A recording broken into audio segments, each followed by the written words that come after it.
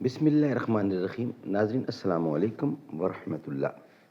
ناظرین، معارف القرآن جلد دوم پیج 509، سورۃ النساء نمبر 4 اور آیت نمبر ہے 91، معارف و مسائل۔ ناظرین، ایپیسوڈ نمبر ہے 64 اور وی لاگ نمبر ہے 485۔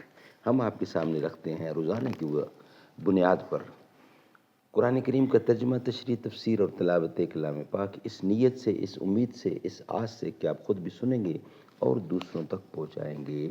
ناظرین، یہ کتاب جس کا ٹائٹل ہے معارف القرآن، معارف القرآن جلد نمبر 2، سورۃ آل عمران سے لے کر سورۃ النساء تک، پارہ نمبر 3 کا رکوع نمبر 9 سے لے کر پارہ نمبر 6 کا رکوع نمبر 4، اور رائٹر ہیں اس کتاب کے حضرت مولانا مفتی محمد شفیع صاحب عثمانی رحمۃ اللہ علیہ، مفتی اعظم پاکستان۔ نحمدہ ونصلی علی رسولہ الکریم، بسم اللہ الرحمن الرحیم۔ خیرکم من تعلم القرآن وعلمہ، بہترین لوگ وہ ہیں جو خود بھی قرآن پڑھیں، دوسروں کو پڑھائیں، سکھائیں، لکھائیں، سمجھائیں۔ ابو بکر تو ابو بکر ہے، نبی اکرم کا ہم سفر ہے، ابو بکر پہ ہمیں فخر ہے، وفا میں اول، سخا میں اول، اطاعت مصطفیٰ میں اول، دنیا فانی سے بے خبر ہے، ابو بکر تو ابو بکر ہے، درویش بھی سالار بھی ہے، قرآن کہے یار غار بھی ہے۔ معارف و مسائل، مذکورہ آیات میں 3 فرقوں کا بیان ہے جن کے متعلق 2 حکم مذکور ہیں۔ واقعات ان فرقوں کے مندرجہ روایات سے واضح ہوں گے۔ پہلی روایت، عبد بن حمید نے مجاہد رحمۃ اللہ سے روایت کیا ہے کہ بعض مشرکین مکہ سے مدینہ آئے اور ظاہر کیا کہ ہم مسلمان اور مہاجر ہو کر آئے ہیں، پھر مرتد ہو گئے اور حضرت محمد رسول اللہ صلی اللہ علیہ وآلہ وسلم سے اسباب تجارت لانے کا بہانہ کر کے پھر مکے چل دیے اور پھر نہ آئے۔ ان کے بارے میں مسلمانوں کی رائے مختلف ہوئی، بعض نے کہا یہ کافر ہیں، بعض نے کہا یہ مومن ہیں۔ اللہ تعالیٰ ان کا کافر ہونا آیت فَمَا لَكُمْ فِي الْمُنَافِقِينَ فِئَتَيْنِ میں بیان کر دیا اور ان کے قتل کا حکم دیا۔ حضرت حکیم الامت تھانوی رحمۃ اللہ نے فرمایا کہ ان کا منافق کہنا بائیں معنی ہے کہ جب اسلام کا دعویٰ کیا تھا، جب بھی منافق تھے، دل سے ایمان نہ لائے تھے اور منافقین کو قتل نہ کیے جاتے تھے، لیکن جب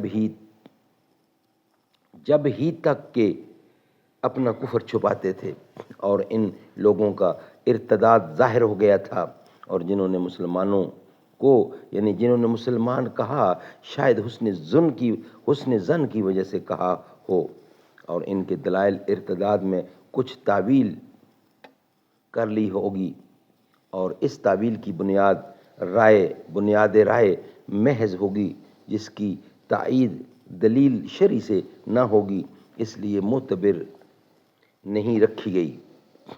دوسری روایات، ابن ابی شیبہ نے حسن سے روایت کیا کہ سراقہ بن مالک مدلجی نے بعد واقعہ بدر وحد کے رسول اللہ صلی اللہ علیہ وسلم کے حضور میں آ کر درخواست کی کہ ہماری قوم بنی مدلج سے صلح کر لیجئے۔ آپ نے حضرت خالد کو تکمیل صلح کے لیے وہاں بھیج دیا۔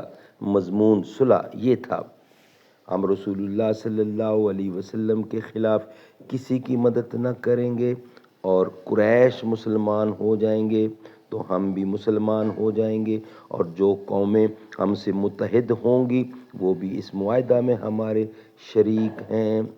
اس پر یہ آیت وَدُّوا لَوْ تَكْفُرُونَ إِلَىٰ قَوْلِي إِلَّا الَّذِينَ يَصِلُونَ نازل ہوئی۔ ناظرین، اس کے بعد ہے تیسری روایت، وہ ہم آپ کے سامنے رکھیں گے انشاءاللہ نیکسٹ ویلاگ کی صورت میں۔ یہ ویلاگ ہمارا یہاں ہی مکمل ہوتا ہے۔ تیسری روایت اس کا کچھ حصہ ہے، وہ ہم رکھیں گے نیکسٹ ویلاگ کی صورت میں۔ یہ ویلاگ ہمارا یہاں ہی مکمل ہوا۔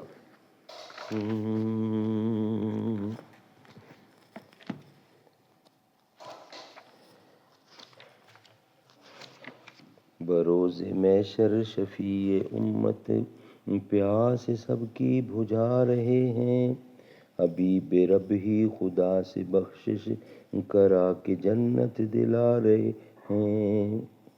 حضور جس دم جہاں میں آئے، خوشی سے ہر ایک یہ گیت گائے، سوائے ابلیس کے سبھی تو گھروں میں جھنڈے لگا رہے ہیں۔ وہ نور جس کو بنایا رب نے زمین سے پہلے، زماں سے پہلے، اسی سے شمس و قمر ستارے بھی آج تک جگمگا رہے ہیں۔ حضور جس دم ہوئے ہیں پیدا، گرے ہیں کعبہ میں لات و عزیٰ، جہان والو شہ عرب کا یہ معجزہ ہم سنا رہے ہیں۔ بروز محشر شفیع امت پیاس دل کی، پیاس سب کی بجھا رہے ہیں۔